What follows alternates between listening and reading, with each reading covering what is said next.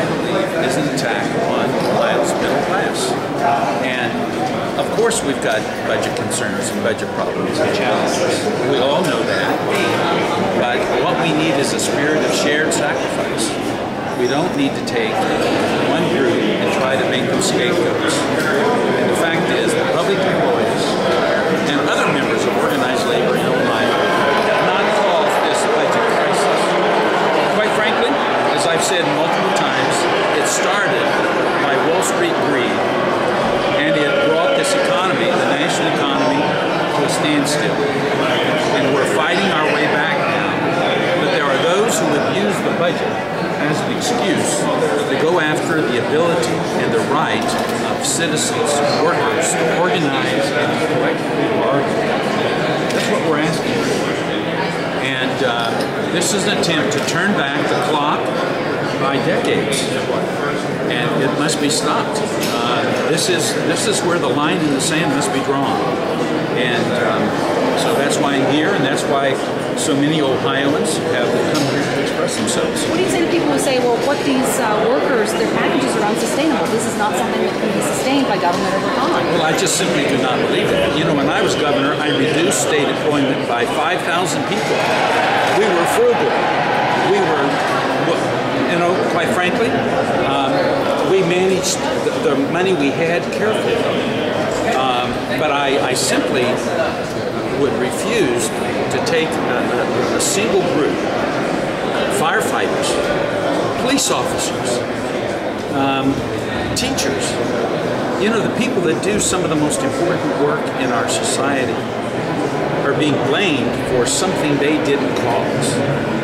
And, you know, we can talk about salaries and exaggerated salaries that some people may be getting. But why go after police officers, firefighters, and teachers? Let's go after those who are already very wealthy and want even more out of the resources of our state.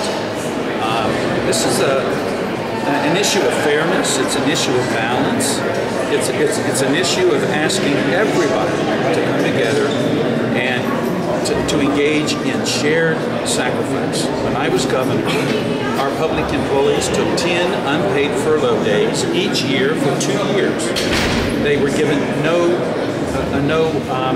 increases, and they've already participated in trying to solve the problem. But to say that we need to strip them of their right to organize and to bargain collectively is simply an attempt to enact an agenda that has been a part of the right-wing, the extreme right-wing agenda for decades. And the current economy is being used as an excuse to try to accomplish what they could never accomplish if the economy were not struggling as it is today.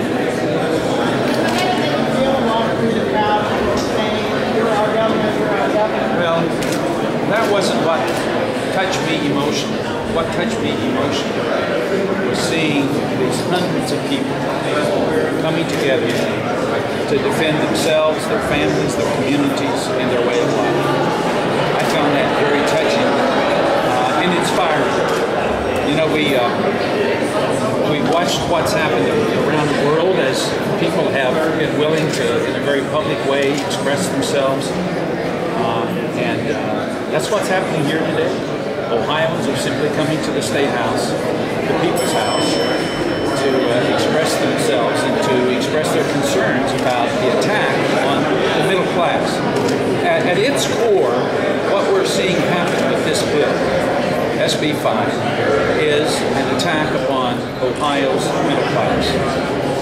And we cannot let that attack be successful. So that's why I'm here, and that's why all these other hundreds of people are here today. And I would predict that this kind of public outpouring could even increase if what is being proposed is actually enacted. Our good, hardworking people, firefighters, police officers, teachers, others, who see their way of life being stripped away from them, who are concerned about their families and their communities. state. They are the servants of the people. You know, a police officer every day faces the possibility of having his or her life taken. A firefighter, the same thing. Teachers are dealing with the most precious commodity that we have, the lives of our kids. And yet these good, hard-working people, who quite frankly don't make exaggerated salaries, they make very modest middle class and sometimes lower middle class incomes. And they are being made scapegoats. Why is that? Why aren't expressions of concern or outrage being directed toward those who actually caused the current economic crisis? Those who mismanaged Wall Street, cost investors their life savings, and walked away with large bonuses. Why aren't we talking about that kind of behavior that needs to be corrected? We're talking about firefighters and police officers and school teachers. And it's just unseemly, it's unfair, it's out of balance, and people need to stand up against it.